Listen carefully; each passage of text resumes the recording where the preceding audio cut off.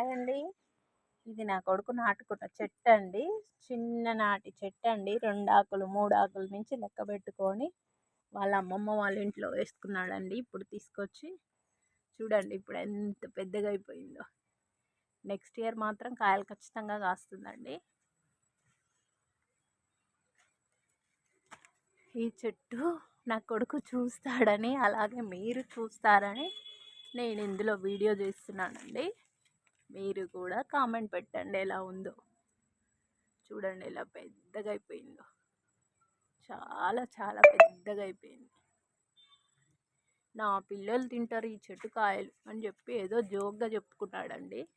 అది ఇప్పుడు రియల్ అయిపోతుంది. చూడండి ఎంత పెద్దగా ఉందో. మేము తిని నాటిన పండండి. ఆ టెంకాయని తొట్లో వేస్తే మొలిసింది. చాలా